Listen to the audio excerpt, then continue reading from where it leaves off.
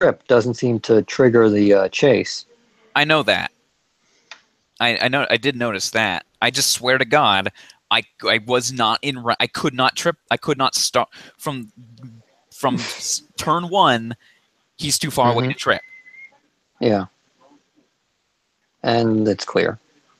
Anyway. It's only a good. Welcome to the ToonamiGAF podcast, episode number 72. I'm mad at video games. Tonight we have Seacoller. Hello.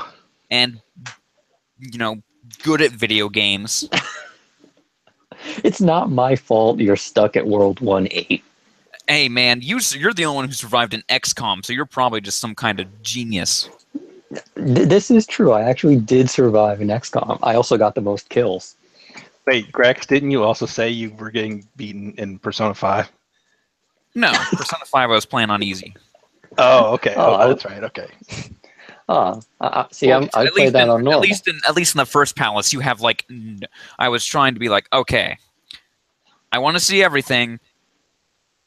So I'm definitely doing the as little time in dungeons as possible, but you get no SP in that first dungeon. No, that's by design. I know. You get you get so, and it's like you could just not do that instead. Yeah. Honestly, I'm thinking of going back to Persona 5 and just starting over and doing like hard mode just to see, how it is. Well, if you ever do New Games Plus, I definitely recommend hard mode. Really? Oh yeah, absolutely. The game will be too easy otherwise. Oh, because everything carries over. A lot of stuff carries over. All your equipment carries over. So you have the best end game equipment at the beginning of the game. Yeah. That's just broken. Right. I never ever do hard mode on first. I never ever do hard mode though, because hard mode is never good. I did it just for the challenge. On the first try, never. No, I never do it on the first. I mean, that's just ludicrous. I mean, unless you know all of the mechanics of the game, Ocarina of Time Master Quest. Do it there because Well, even then, played it before.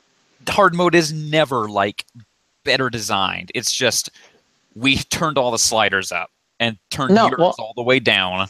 Well, I mean, Master Quest they completely redid the dungeons.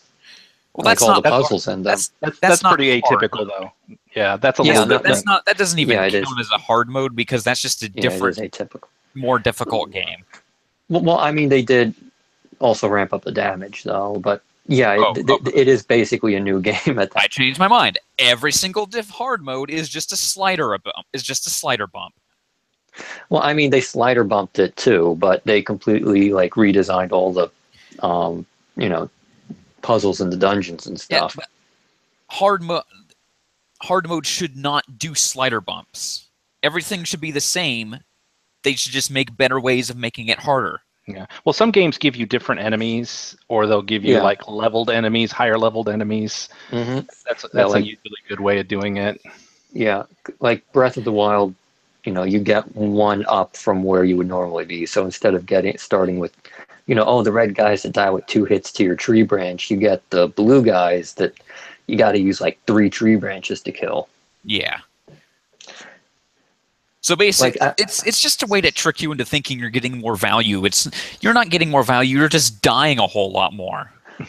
Well, honestly, like I said, I think it's worth on a second playthrough because on the second playthrough you'll know all the tricks, and so the game gets too easy, and then you do want your enemies to have more health because then it makes it more fun to be able to beat them.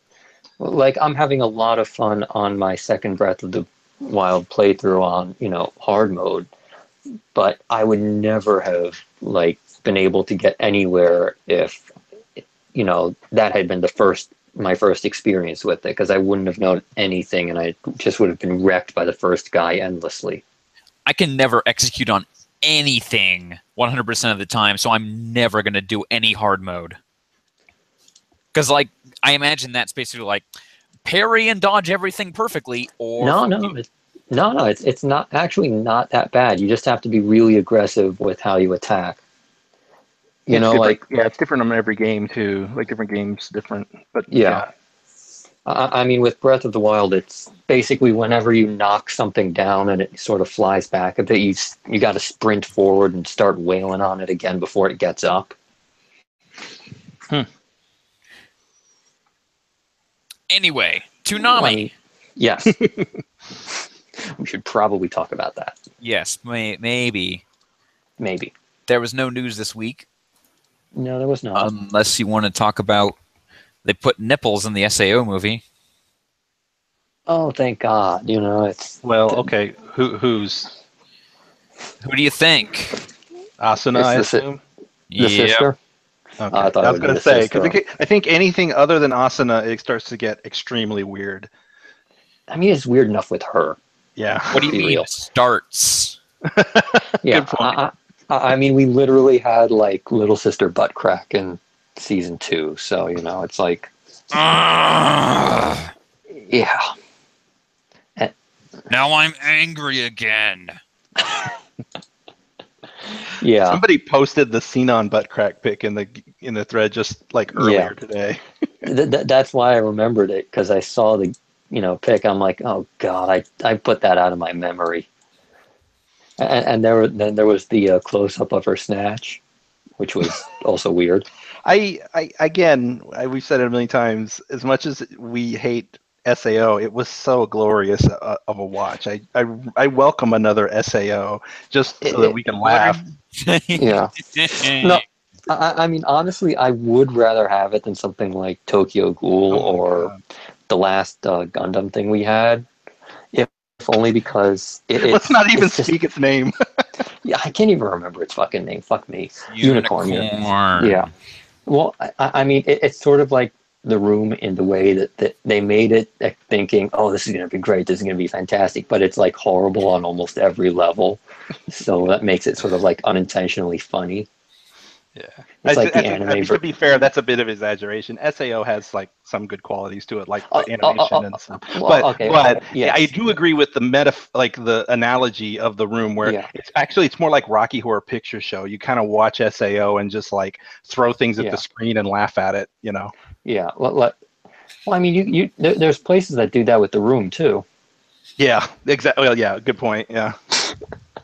But yeah, it's one of those things that, like, if you tried to watch it alone, it probably wouldn't be much fun. But, you know, in a group watch where everyone can, like, meme at it together and just shit talk it all at once, and, you know, with the reactions and stuff, it makes it worth, you know, actually watching. So is this SAO thing a movie or? Yeah, it's ordinal scale, right? Which is definitely an SAO title. It sounds like it's something, but it's fucking meaningless. I swear to God. Just end it. Somebody CNTR was saying we're way too negative. I'm trying to like not be. I brought up SAO. I'm sorry. Yeah. Why is she in the position where you can see the nipples? Come on, anyway? You really have to ask that question. No, I don't. But I mean, you know, it's just fan service. I mean, No. This is the best part. I actually looked this up just now, and the quote from the director is just mwah. It's beautiful. It's just fantastic. So the sound director tweeted at the director, like, are we going to be able to see nipples in this one? You know, like, is there going to be a nip slip? And the director replies with, you can properly see them. You know, like, it's not a slip. So the pervert asked the other pervert, will there be nipples? And he said, yep.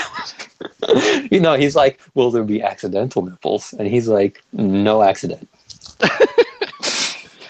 Well, good for them.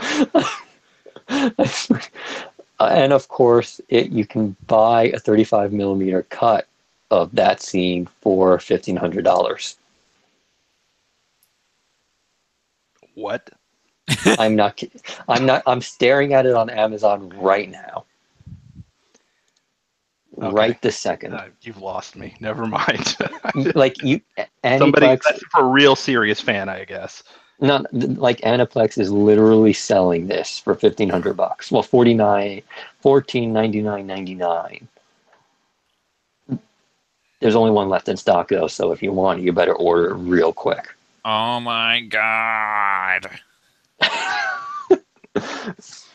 Holy shit! Let's talk about the block. Yeah. Please. Let's talk about Dragon Ball Super. Okay. Dragon Ball Super Episode 32. The matches begin. We're all off to the planet with no name. Mm-hmm. On a horse with no name. How is there a planet between the two universes? Like that's one of those things are the universes like galaxies in a larger universe?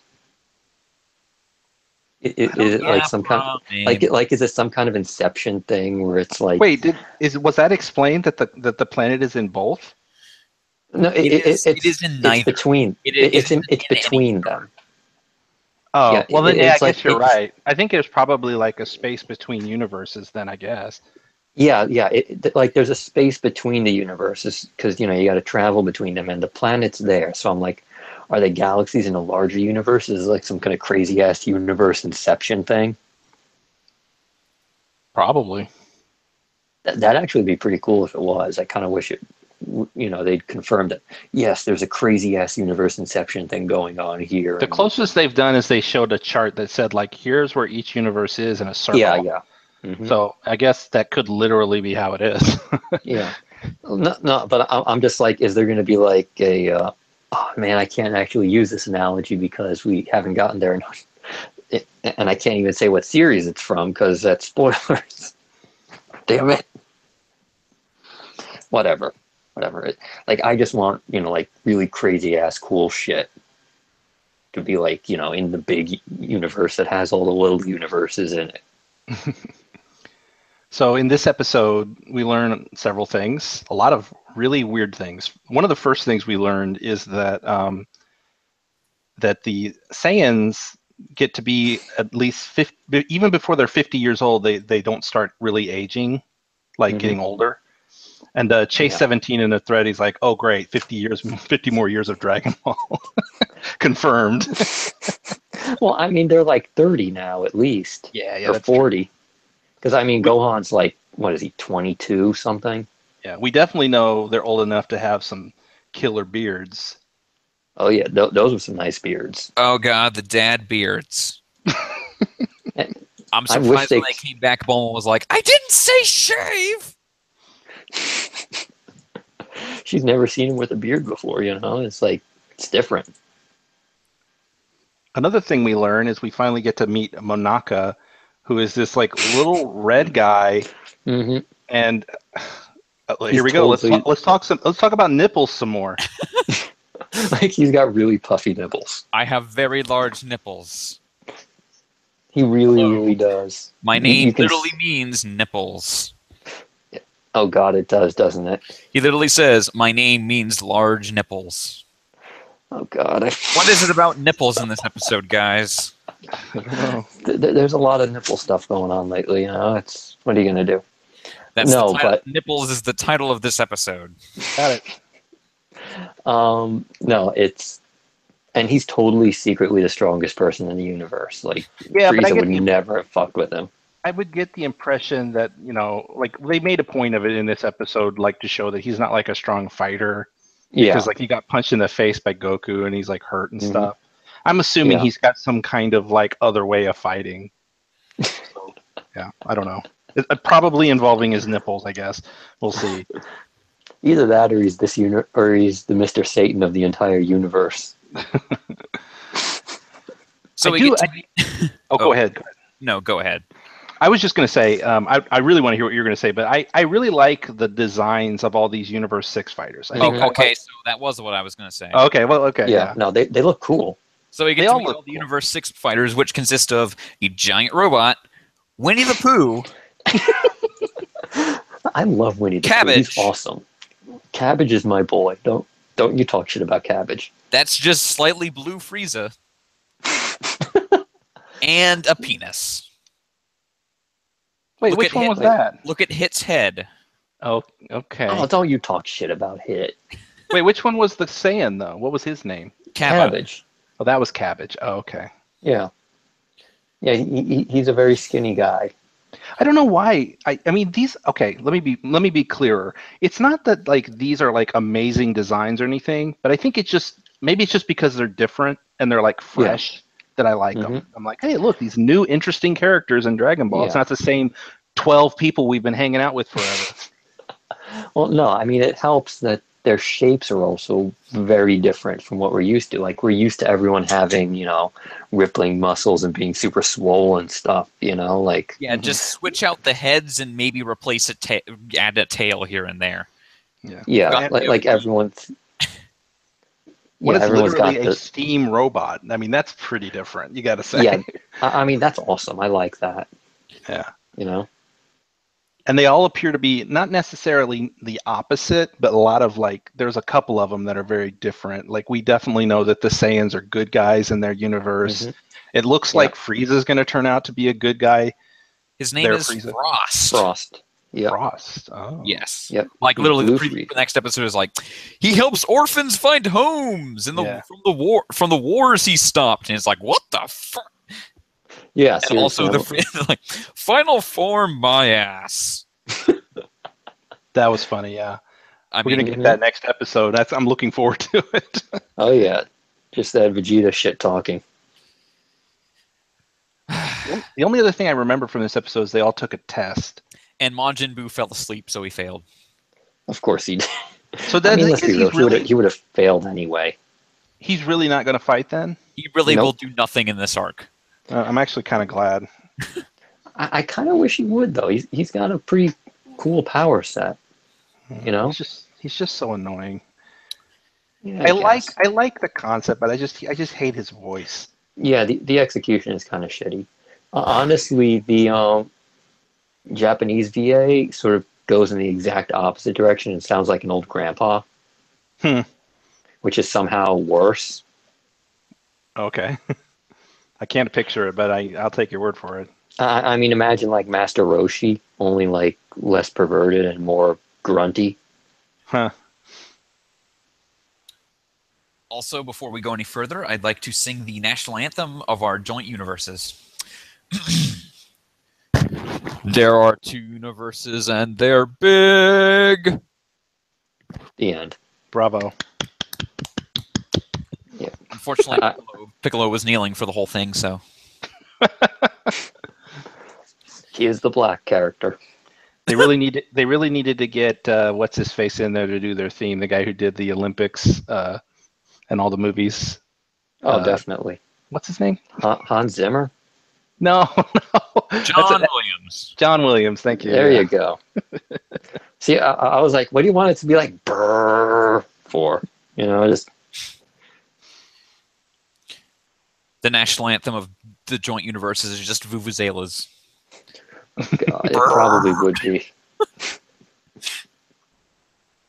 Anyway, that's from this episode. Actually, vuvuzelas are a small plot point later on, so that's going to be fun. I mean, not this arc, but a future one. Like, there's going to be vuvuzelas, and it's going to be amazing. Anyway, let's talk about Dragon Ball Z Kai. Dragon Ball Z Kai, the final chapter is episode 131. Find the nuisances. Bobity's retaliation begins. In this episode, Bobity cuts a promo. Nobody's scared of him, though. He's shitty. Yeah. I mean, he explodes that one guy's head, but... Oh, yeah, I know, but it's like... It's not like that guy was that strong or anything. Yeah. So that was this episode. I mean, okay, well, we can talk some things here. I was just thinking back to the whole sequence where he's basically, you're right, he's just like, he has a television show in everybody's head, and it's got multiple camera angles and everything. It's pretty great. But he's got good production. He does, for a stupid little wizard guy. Yeah, I mean, this is probably the most menacing he's ever been, I guess, but he's still, I don't know, whatever. He gets Boo first. He gets Boo to turn an entire city of people into candy, eats them, and then destroys the city. Mm-hmm. And I'm sorry, we're very bad at cleaning. Yeah, that's right. And then Goku says the thing that we're all thinking, which is, oh yeah, Shenron's gonna have to put in some extra work, once all this is over. Oh yeah, nothing matters. Fuck it. Yeah. Yeah. I mean, it really does. It's so funny to see the show itself undercut its own tension just by going, yeah, we'll just get the Dragon Balls and now, 4 months, whatever. And then he's going to immediately turn around and be like, Gohan is dead. Right. That thing still gets me. Like, even at this point, it's like, oh, wait, we wished all the good people back. Why is Gohan not alive? And I don't know. Even if he wasn't dead, even if he wasn't alive, he literally hasn't died. You don't even have to go to like the Namekian Dragon Balls. Yeah. To do the multiple times reincarnation. I know. You literally just have to get the regular ass Dragon Balls. Yeah. You can just bring him back easy. It's the first time he's gone. Those things you give out as prizes in bingo. Well, that's later. I mean, at this point, it's not really. Yeah, this is true. They're not very careful with the Dragon Balls at all.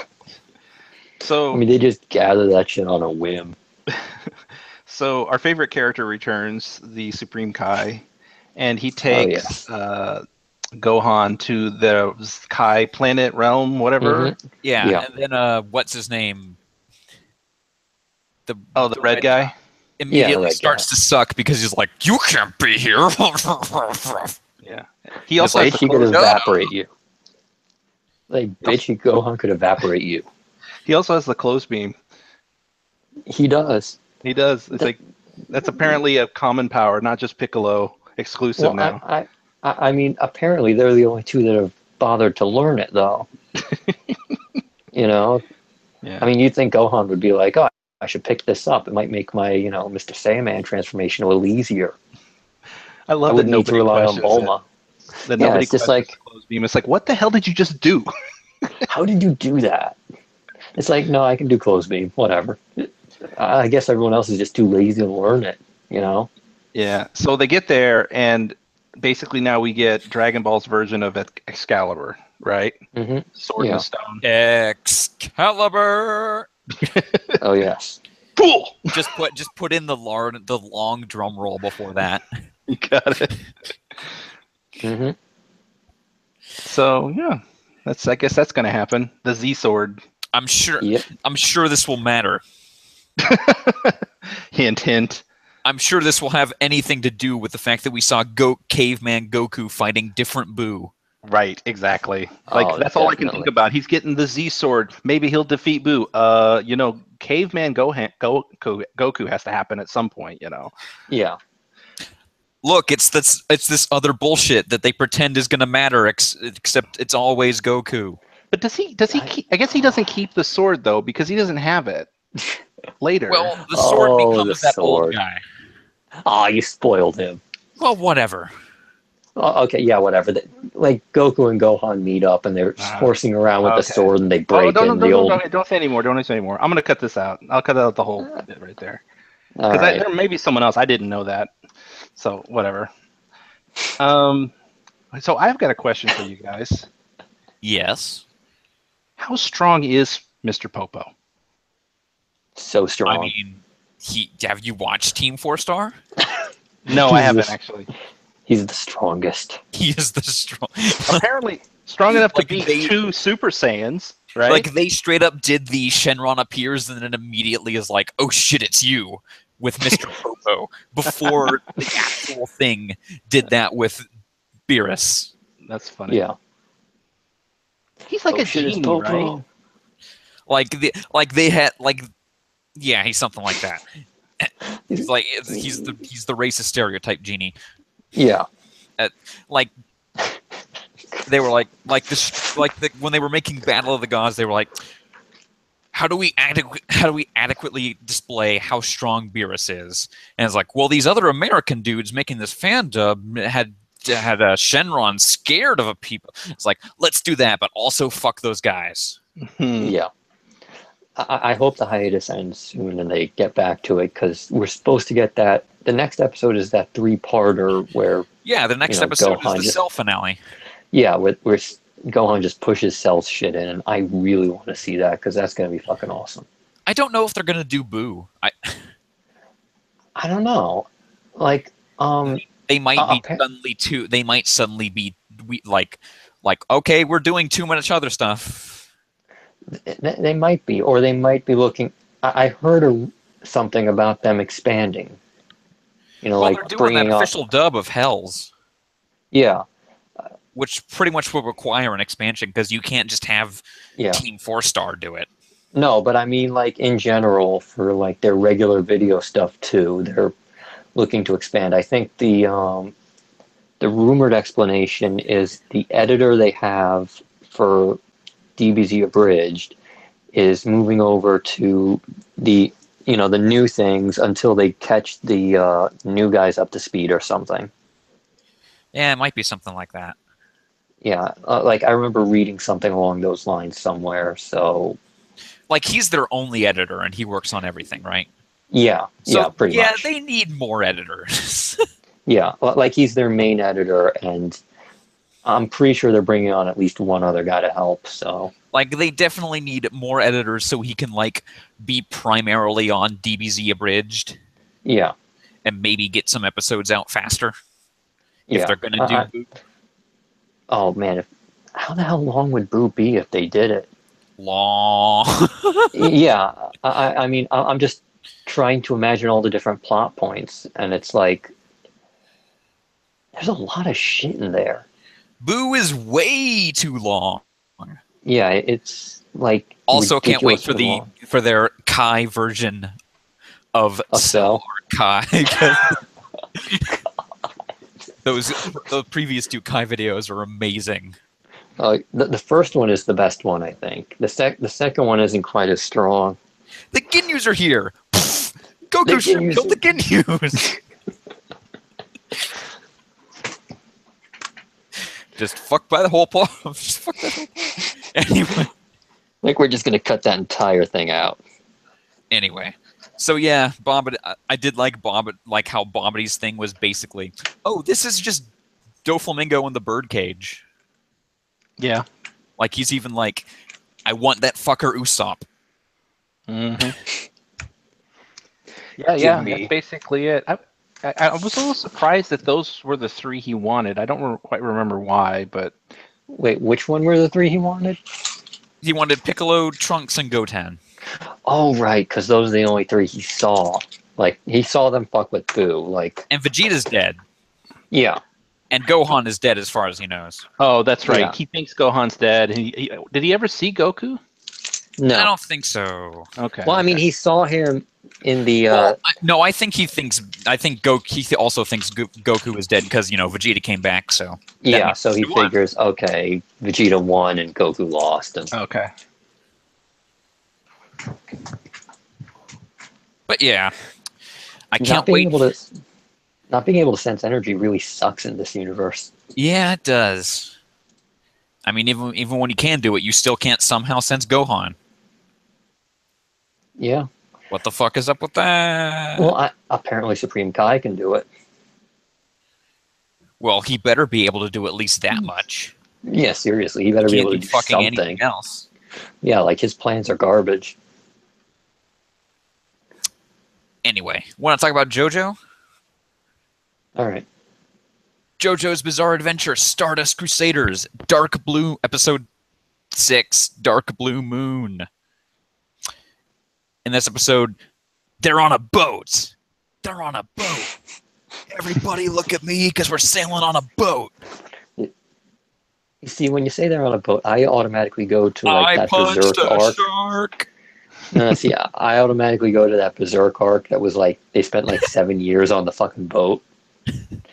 Well, I mean, it wasn't like, yeah, it looks like it's 7 fucking years. Because we get like 1 chapter a year sometimes, if that, and it just went on forever. Nice boat. Well, I'm going to reiterate, he punched a shark. Yep. That was great. Mm-hmm. Also, that captain wasn't the least bit suspicious. Nope. I mean... I wonder if the stand user is the huge muscular guy. Exactly. No, it couldn't be him. Who just doused Jotaro's cigarette on his hat.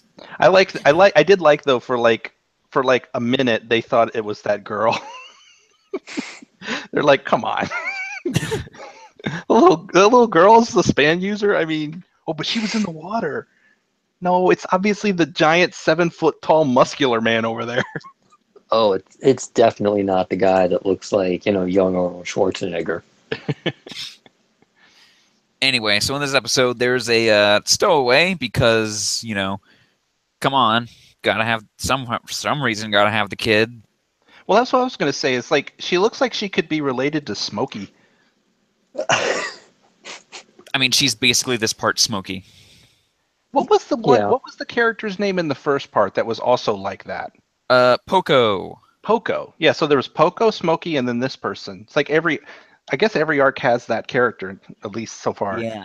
And this character is in this part for about exactly as long. For like 2 episodes. Like 3 episodes. For like 4 total. Oh, that's too bad, I guess. Well, maybe that isn't too bad. That's probably a good thing. Yeah. By the way, this character goes nowhere. Well, Smokey didn't go anywhere either, did he? No. He was just he did kind of like give like a rousing speech once, and that was at the very end. Yeah.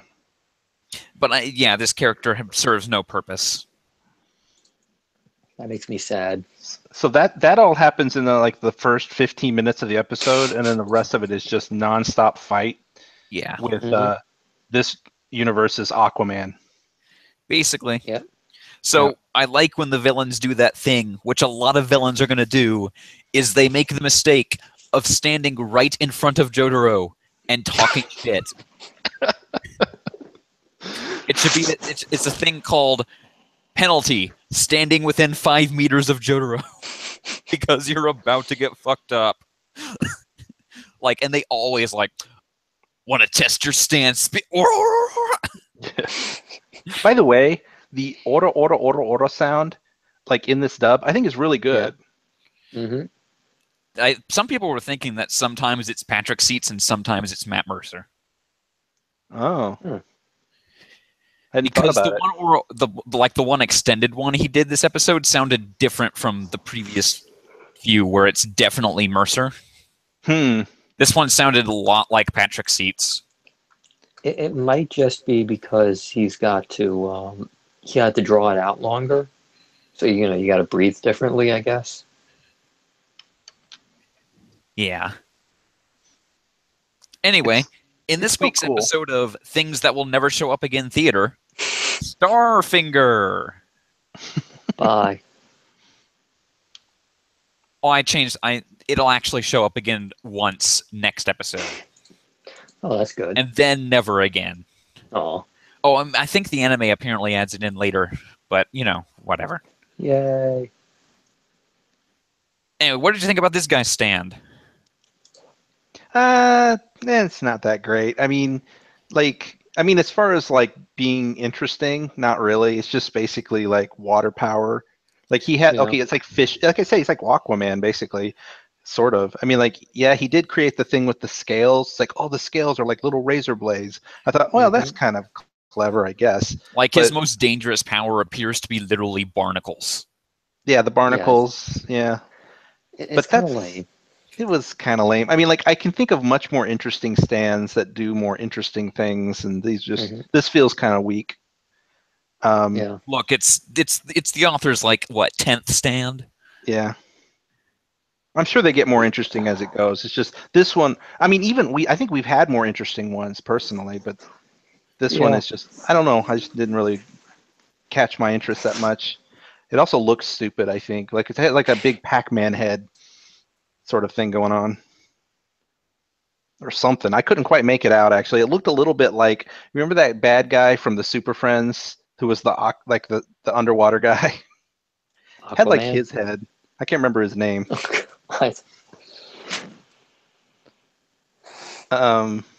One thing I did notice though in this show or in this season is they're really playing up this whole tarot card thing.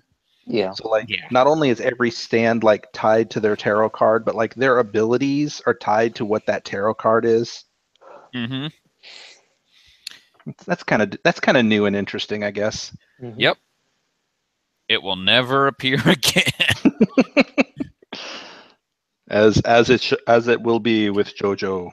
As it was like, well, fuck that. Yeah. Anyway. In this episode, I'm kind of reminded that, yeah, Jotaro's not a very likable guy when he's like, pat, pat, pat. Oh, your girl. And it's like, what the hell? Why? I don't really think this part actually does kind of get good until like at least Yellow Temperance. Yeah, because honestly, I'm not really into it yet, you know? Like, I keep hearing how, amazing it is and stuff, and I'm sort of like, well, I'm not that into it right now. I think the story so far isn't very interesting, but I'm kind of liking the characters enough. I mean, yeah, I mean, they're I like fun. seeing them. I just like seeing them kind of, react and like go over the top, and that's fun. Right now, the characters haven't really had much of outside of Joseph and Jotaro, whose character is very much stoic Clint Eastwood. Yeah. The other characters haven't had a chance to show much personality other than buff guy number 1, 2, and 3. Mm-hmm. Well, the French guy's got a little bit going on. I definitely think Paula Abdul doesn't have much going on. He's almost stoic to a fault, really. Yeah. Mm-hmm. By the way, this episode is based off Jaws, if you didn't realize. Yep. It's fun because it has a shark? I mean, because the stand is Jaws. It's every stand in this part is based loosely off of horror movies. Yeah. Really? Yeah. Some of them are much more obvious than others. Okay. Well, I would say pretty loosely, but yeah. I mean, he's basically a water-based stand in the ocean, and there was a ship, and there was a shark, but it wasn't the shark that the bad guy had. It was just a random shark, right? Unless was that shark part of his stand? Who knows? Okay. It's quite. I mean, who know? Yeah. First time a stand shows up, it's gonna do whatever it feels like. Yeah. So we leave the episode with a cliffhanger, which is just a giant ghost ship appears. Yep. This is based on the movie Ghost Ship. Ghost Ship. Which actually fits a lot more, which now that I think about it, actually really fits the next episode. I should hope so. Like, closer than you would think. Anyway, I do think maybe next episode... I think next episode's probably my least favorite of the show. Yeah. Oh, that stinks. It's mostly because of one scene. Oh, well, God. I mean, let's not talk too much about it. Yeah. I will say, though, that, like, again, JoJo continues to be a series that is so stupid that it's enjoyable. Like, you just... Like, I have not seen an episode yet that I've gone, I'm bored. They're all pretty fun. Remember how Jotaro, like, exposes the guy because it's like, I figure out how to find a stand user. When they inhale cigarette smoke, a vein on their nose twitches. And it's like, they all go, that's the dumbest, most specific, and obviously only in this exact situation thing of all time. But it worked. Yeah, I think he inherited that little trick from his grandpa. I also like Joseph calling out Jotaro and Kaguen because it's like, why the fuck are you guys still wearing your goddamn school uniforms? Seriously, why are they wearing them? You know what? In Jotaro's case, it's because it's iconic. Yeah, but and in Kaguen's case, it's because that's a meme. It's also because, like, I question any school having a uniform like Jotaro's. Like, they clearly don't put metal little hands and symbols on their hats and wear giant 50-pound chains either. Well, he's a delinquent, so he's kind of some modifications. Okay. That actually makes more sense when you say that. Also, his hat is his hair, and his hair is his hat. Yep, they're the same. Also, we got to see Jotaro smoking in this episode. Yeah, I've heard and seen pictures of the like no underage smoking allowed on Japanese television, and just like black spots right on the frame. But like, there's this one picture of Jotaro smoking where it's like, let's see what's actually under there, and it's just like he's got like a tube mouth. Nope. I guess this kind of proves that they animated it originally with him with the cigarette, and then they just blocked it out on Japanese television. So yeah. Anyway, want to talk about for as quickly as possible. Tokyo Ghoul Rude Episode 9, City in Waiting. It sucked. Moving on. I didn't watch it. I didn't. I actually had it on the whole time, and I remember nothing. So in this episode, the CCG starts attacking on Teku. The boss of CCG basically starts like, begin the mission, while giving a Nazi salute. Of course he did. Like, it's not even slightly. And so those two guys from Monteku who are not the old guy show up, and they're like, I'm Black Dog. And he's like, I'm Red Monkey. We were important, but we didn't tell you. And now we're going to fight some other people. One of them is literally Mario, Discount Mario, with a flamethrower. The other is just lame Anthony Anderson from Helsing. Yeah, I didn't recognize hardly any of these characters. Like, literally in the beginning when they're doing, like, okay, everyone write your will because you're going to go die against the owl. Like, there's like, man, what do you think blah, blah, what's his name is going to write? And they cut to this guy in the room and it's like, who the fuck is this? I don't know. It's random-ass people. Who cares? I have one question. Who is the owl? The old guy that runs the restaurant? I mean, he literally came out in the middle of the street and transformed into the owl. See, that's what I thought happened, but I thought his son was the owl. Yeah. The one-eyed owl. Maybe I think he was saying that the baby is his son. What? I don't know. Whatever. So anyway, I guess it doesn't matter. The point is that he basically has all of the powers of the one-eyed owl and basically is the one-eyed owl, but maybe not. Yeah. Tokyo Ghoul. The point is that the old guy who never opens his freaking eyes is like the pacifist, is like this. He gives like a little speech, is like, this is what I really am. And then he turns into this killing machine. And then I'm evil, but so are you. He kills like 80,000 guys a second. At which point I remember in the thread, Grex was like, why haven't they just taken over the world at this point? That wasn't seriously. Oh, I thought it was. Never mind. Somebody said that. It wasn't and me, I'm like, but... yeah, it's a good point. Like, I mean, humans clearly have no power. I mean, there's just... Right, obviously. Like, there must be very small amounts of ghouls. That's the only way it works. Except somehow the like hundreds of ghouls showed up wearing the exact same costume as Red Dog and Red Monkey and Black Dog, and it's like, how have you not taken over the world? There were more ghouls in this episode than I think there were humans. Oh, yes. God. It must literally be that they're like, most ghouls are lame. Like they just have shitty powers. Well, we do know there are lame ghouls because there was like the little girl and her mom, and they're kind of lame, I guess, as far as like fighting ability. Well, I mean, they weren't looking to like murder everybody. Yeah. So Toka sees this happening on TV, and apparently she didn't know that this is exactly what was happening. Because last episode they got escorted away somewhere, and it's like, okay, clearly they're being sent away because they all understand it's going to go down. And then she's like, what? This is going down? And it's like, what the fuck? Whatever. How did no one tell you it was going down? Did you not ask why we're all going to this bomb shelter?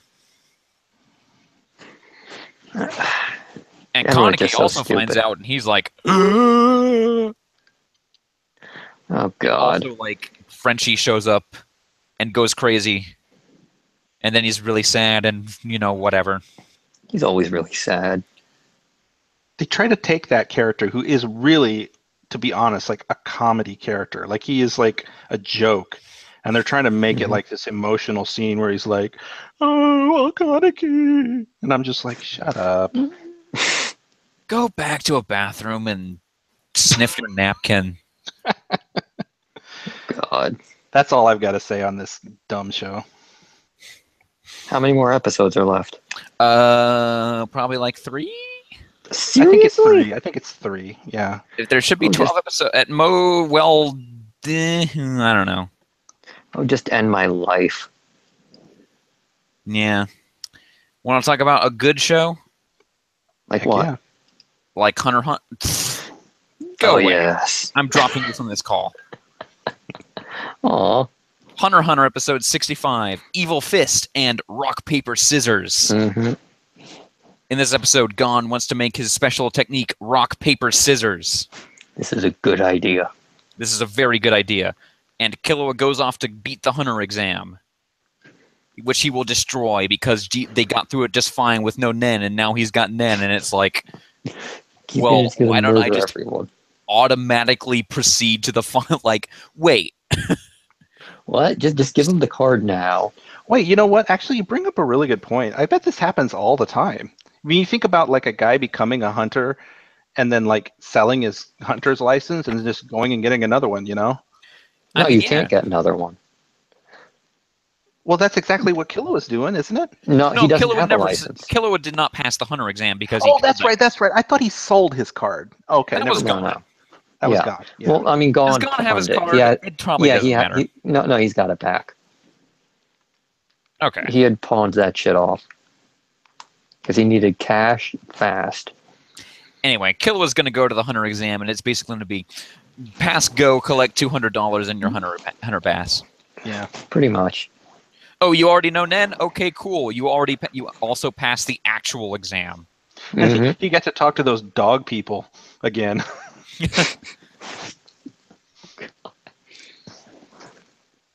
I like those dog people. They were fun. I'm pretty sure if I remember correctly, we're going to get a great scene where he just literally is like, "Yes, I'm actually going to pass go." Anyway, also more training. Yeah. Bisky continues to be the greatest sensei. Mm-hmm. She really does care about those boys. She got rid of one of her, tails, and she's just now doing the one tail look. I still think she like way too easily let that guy do that to her. Maybe she just doesn't care. Probably not. Oh, at the beginning of the episode, though, there was a character shown off called Razor. Yeah. So the Phantom Troop tries to just boat onto the island because why not? And then Razor shows up and he's like, "Nah, no, you don't get to do that." Finks just takes one sniff of his Nen and he's like, "Oh, we're leaving." Not about that. Not about that life. He'll fuck us up. And then Razor fucks them up. No, he fucks up. Well, he just teleports them off. And then he fucks their boat up. And then he blows up their boat. Yeah, he's like apparently one of the people who made the game. Yeah, because he can use usable only by God cards. Yeah, he's one of the game masters. I don't want to talk about it too much, but I still don't quite understand how this works. Like, it's not a video game, but then it has video game rules. It's so weird. Basically, it's a Nen thing, but they're like, "Oh, let's make a video game out of Nen." But it's why does it only work when it's on the island? Like, I don't know.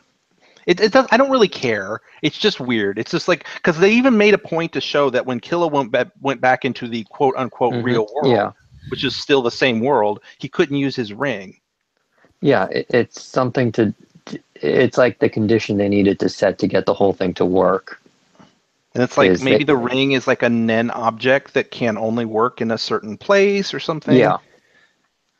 Yeah. Well, I mean, again, I don't think it's worth making sense of it. It's just a little confusing, like what you can and can't do, you know. Well, I mean, you can only play the game on the island. Right. It almost seems to me like they're making it too complicated by saying that this is the real world. Like, why even do that? Just literally make it a real video game. That would have been a lot simpler to digest. But whatever. It's what it is. By the way, early in the series, we saw a map of the world. Mm-hmm. I wonder where this is.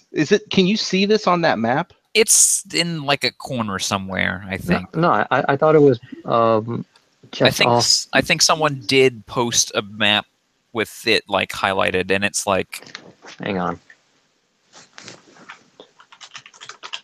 Hunter. Yeah, I'm doing the same thing. Hunter, Hunter, world map. Okay, here we go. It's just off of Hunter, Hunter, New Zealand. Oh, I see it now. Yeah. Okay. Kind of in the center. Yeah. Yeah. Yeah. Interesting. Okay. Oh wow, I completely forgot that York New was on the same continent as NGL. NGL? Yeah. Like there's an. Are you talking about something that hasn't happened yet? Well, no, I'm just looking at the map. Sorry. Okay. No, but I don't know what NGL is. You'll find out later. Okay. Oh yeah, York New City is literally just exactly where New York would be. Yeah, it is. Oh yeah, because everything's upside down, right? Yeah. Yep. Okay. And then isn't like Kukuru Mountain? Isn't that Killua's house? Yeah, that. So that's basically North Africa. Yeah, and then Heaven's Arena is South Africa. Oh yeah. Yep. Oh, yeah, which map are you looking at? I'm looking at some bad map. I mean, I'm looking at. They're not connected, but oh, yeah. okay, I see it. Okay. Yeah, it's just they're like that one's not even upside down. It's just sort of turned. Yeah. Yeah. Like South America is just plain upside down. Yeah. And Europe is just.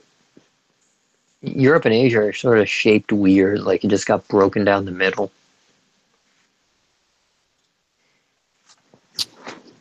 Oh yeah, I do love the whole.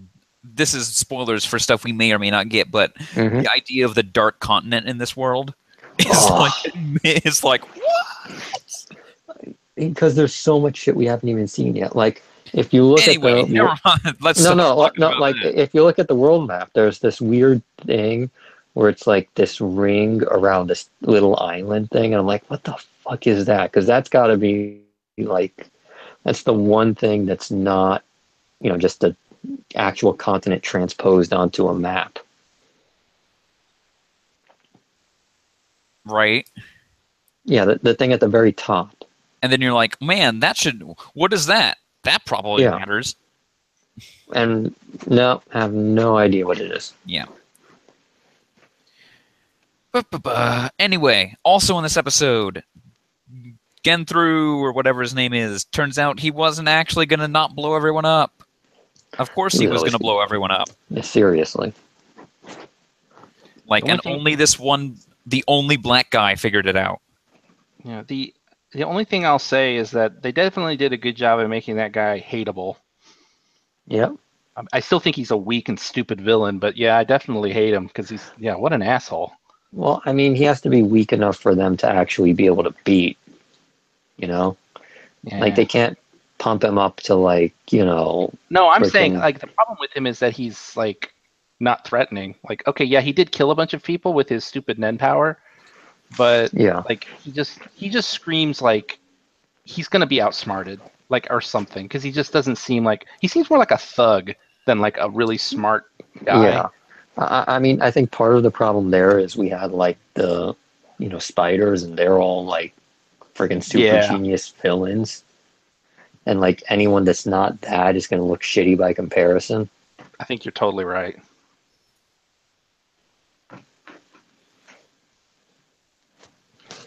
Yeah, he has no charisma. He has zero charisma. He does not have a dubious sensuality to him. No. And those other two guys he's with, like, the second they're not right next to him, I forget they even exist. Yeah. Yep. I did like that thing that one guy did with, like, let's summon this forest spirit to have this eat the Nen. Yep. Oh, that was crazy. That was really creepy. That's his fucking Nen power. Well, now I'm stuck with this thing. Man, my Nen power sucks. Well, no, it doesn't. It's awesome, but it also sucks. It is very convenient for this one situation. Yep. So, anything else from this episode? I mean, we're still in sort of like the training portion of this arc, so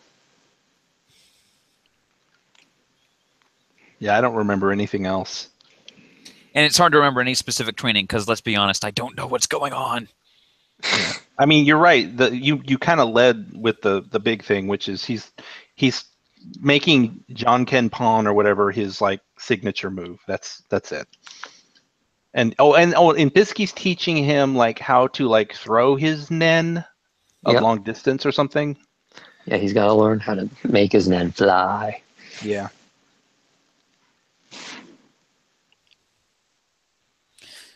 And so, yep, that's it for this episode. Want to talk about Lupin the Third?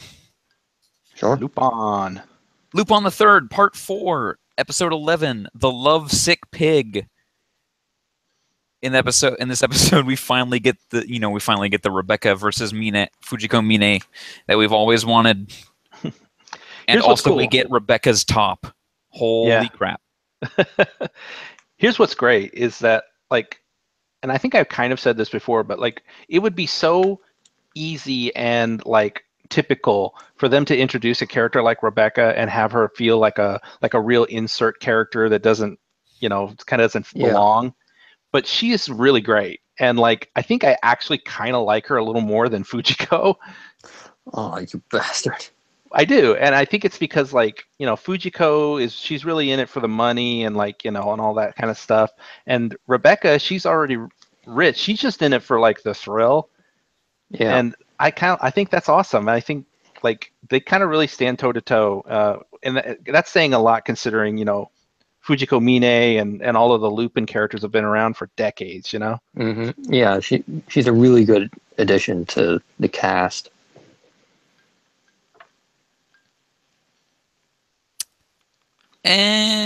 Sorry. So Lupin inevitably does the thing where he's running between the different sides of the building. And they knew all along. Yep. They were like, or at least they figured it out really quickly that he was double dating them. Oh, definitely. And also, this episode did that thing Lupin does where suddenly it's either really sad or really disgusting. Yeah, that was pretty gross. Yeah, that was pretty gross. We can't talk about Lupin. Like, I whined my wife. It is. I mean, every time it happens, it's just like you feel like, what? In this show? And I think it's just because the style of the show, it just feels kind of more innocent. And then they're like, oh no, don't forget, this is just a show about people dying. Yeah, like fucked up shit happens. Yeah, fucked up shit happens to people here. Yeah. Like it just makes it feel so like, damn, that happened, man. I think Detective Conan is kind of the same way. It's like it feels like a lighthearted, almost kids show about detectives and mysteries. Yeah, well, but then someone always dies like really horrifically. And then like in the first episode, somebody's head gets decapitated on a roller coaster while he's on a date. I mean, for that one, part of it is definitely the art style and the fact that everyone is kids. But yeah, that show gets really fucking dark. Mm-hmm. And that's not to say I don't like it. Like, I mean, I don't mind that it does that. It's just it just continues to surprise me. Yeah, it's just one of those things that the sort of contrast between the two sort of makes the dark shit hit a little harder than it normally would. And it's like, also... Oh, go ahead. Yeah, no, I was just gonna say, like, for the shows where like dark stuff happens all the time, like you sort of get desensitized. But here it's like, oh, happy-go-lucky, and then this person was turned into wine. Right, and like a good example of that is in this episode. They make a joke about the fact that like, oh, Lupin, he didn't get affected by the wine because he just loves every woman in the world. And you're like, ha ha ha! Oh, that Lupin, he's so silly. This is such a funny cartoon show. Yeah. Oh wait, there's a dead woman in the wine. She was fermented. By the way, all that wine you drank. That was dead lady blood. Dead lady scented wine. Ugh. Can we talk about the lovesick pig label in this episode. Risque. Oh, yes. DeviantArt tier.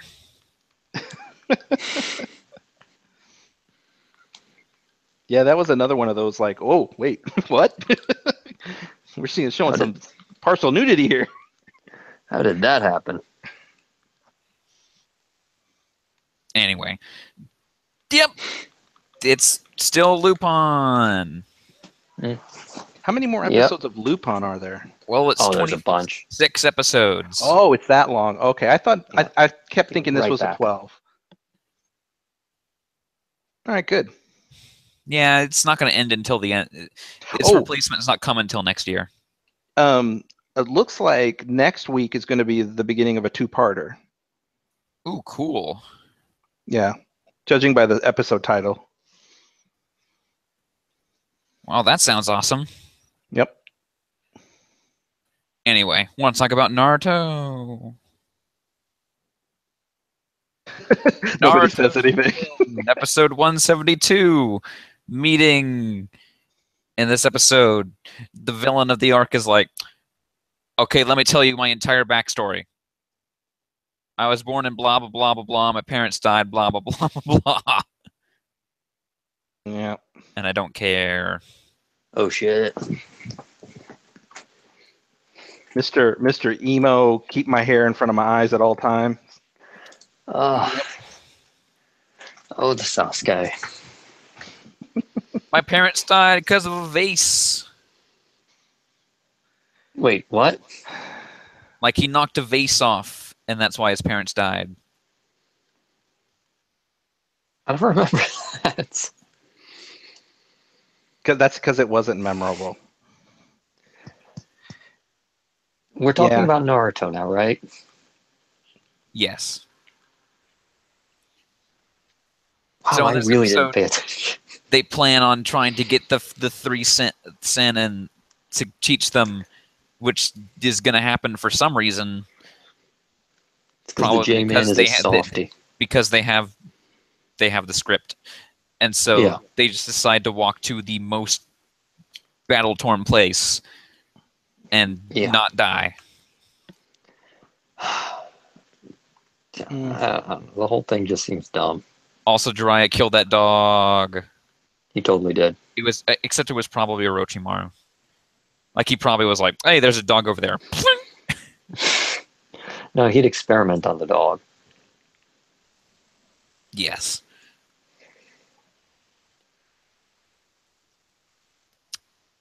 Naruto. Yeah, it's Naruto. I keep thinking every time when this is on, and it's like the boring stuff. I just think, man, and I think it's because of people posting stuff in the thread that's like, oh, wouldn't this be cool if this was Ninja Pals? It would be so much better. It would be, wouldn't it? Especially like late at night where you're kind of starting to fall asleep, and here comes this bright, colorful, funny show. Can't wait for the 21-episode filler arc that's coming up after these. Oh, please just cancel it. Kill me. Kill me. What are we ranking this exactly in the awards? I think it might be due next year for a bump down after another arc of the. Oh yes. We ranked it right above Dimension. You know. That's fair. Maybe. I don't know if it can go below that. Not yet, anyway. I mean, it'll always have the Immortals arc. Yeah, but it's about to get a lot worse. Yeah. Anyway, whatever. Nobody cares about the show. All right, moving on. Moving on to Outlaw Star. Yay! Outlaw Star, Episode 3, Into Burning Space. So, I gotta be honest, outside of Catarl Empire, I don't remember a lot of what happened in this episode. The Catarl Empire made Aisha give up her job. Well, they fired her. Yeah. The mighty Catarl Empire does not allow such foolishness. I completely forgot. Like I was the opening intro was basically just word for word wealth, fame, power. It really was. Is that going to happen every episode, or is that just this one episode? I don't remember. I mean, it was so close. It was probably literally a One Piece shout out because I'm pretty sure One Piece started before this. I can't remember. So yeah, Aisha Clan is a cat person from with Katarl. A Katarl Empire, which will never be shortened to anything else, and will always be said in full. You cannot disrespect the Katarl Empire. Respect them. Something Katarl Empire.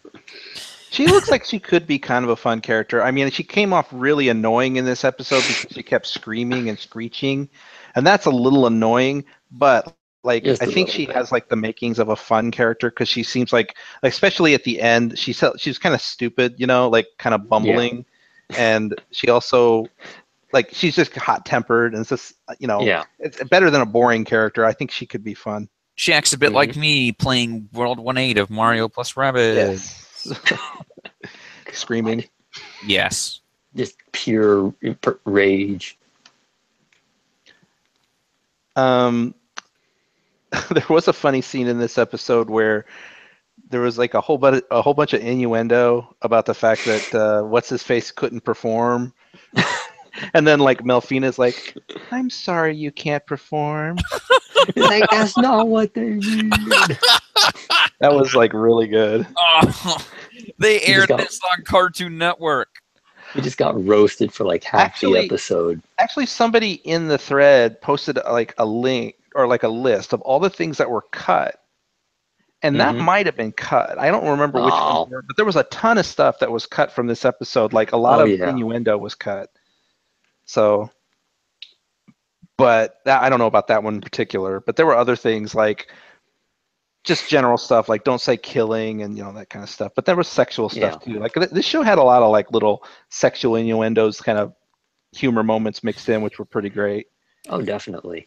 This episode also introduces the McDougal brothers, the least threatening name you've ever seen for major villains. They're awesome. I agree.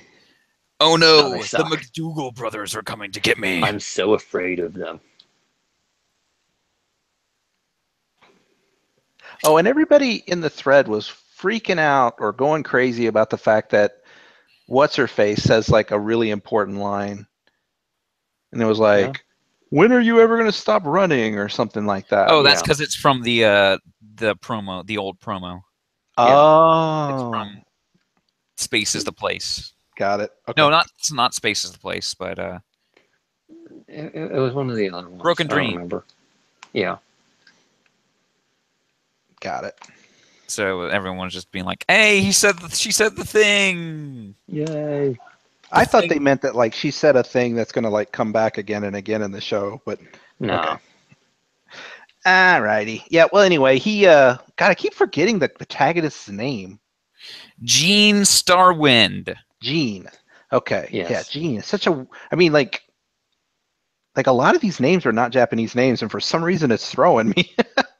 I can't remember the little kid's name. The kid's name's got like a normal Jim. American name. Jim. It's like Jim. Yeah. Okay. Yeah. Isn't that weird? It's like, how can we not remember these American names, but we can't anyway. So not used to them. Yeah, Gene does try to man up for what lack of a better term, and does do some shooting. Yeah. During the space battle, so that's something. Little character growth there. Mm-hmm. Gets better at doing space things. Melfina so far has been like a complete pointless character. Oh, she's very important. Yeah. I mean, obviously, I'm sure something will be revealed about her later, but so far she's just sort of wandering around aimlessly. Mm-hmm. I mean, the show is named after a ship, and they're not in the ship yet. Yeah. So far she exists specifically to roast Gene and nothing else. It's worth it so far for that. Yeah. She is kind of like that's the second time she's kind of done one of those jokes. So she did the first one when she was like asking Jim if she was going to sleep with him. She just roasts everyone on this show so far. I mean, she's not intentionally roasting. She just doesn't know. Yeah, she's like the emotion. What's not? I was gonna say not emotionless, but like doesn't understand emotions and that kind of thing. Yeah, like she doesn't get that she's roasting everyone. Yeah. Still fun. I'm enjoying it. Yeah. You're right. Everyone's right. Oh, I mean, the show is really kind of taking its time. You know, just a little bit happens every episode. It's still a bit surprising how, still, you think, oh, the cast is going to be there in episode like 2, but nope. No. Yeah. I mean, we got the cat girl, but she's not even really with them yet. That's probably going to happen next episode, if that. If that. Yeah. So, anything else about Toonami this week? I can't even remember. Oh, they did like a video game review. Yeah, it was like some game I'd never heard of, like a ninja game. And that's then the Cowboy Bebop looked cool in HD. Oh yeah, that premiered. Sort of. Yeah, and there were like 3 people in the thread who have not seen this. Yeah, I'm like, how does that happen? I know, that's what I was thinking. Yeah, I haven't seen all of Cowboy Bebop. I have the Blu-ray, so I'm not watching this showing because it's so late. Yeah. Yeah. I struggled to watch it. I did want to see it just to see some reactions from these new people, but at the same time, I was just like, oh, it's so late. Well, I mean, everybody loves it, so There's a couple of episodes I will definitely stay up for. I mean, yeah, I got the Blu-ray. I'm good. I can watch it. Never. Yeah. But no, I can't think of anything else this week. I think we've kind of covered it. Yeah. What do you guys think? What do you guys think overall? It was fine. Yeah, it's cool. Yeah, I mean, it was pretty standard fare. I mean, as far as like what happens week to week right now, like really good shows like Super and JoJo and Lupin and Hunter x Hunter. Just right now nobody's really showing any like series top episodes. Yeah, no. I mean that sort of thing. Everything's still in like setup phase. But it's like compared to last week and the week before, it's kind of just just going along the course. It's like the good shows are good, the bad shows are bad. Not a lot of change. I mean, it's going to get pretty hype soon, I think. I just can't wait for episode, I think, 15 of JoJo. You know the one I'm talking about. I actually don't. Lovers Part 2. Come on. No, of course, you don't. None of you have seen JoJo, so. Right? Right. Well, I haven't seen, this one. Okay, so, Anyway, I don't know what I was talking about there. It's like, who am I talking to? No idea. What am I talking about? Anyway. Who are these people? What am I doing here?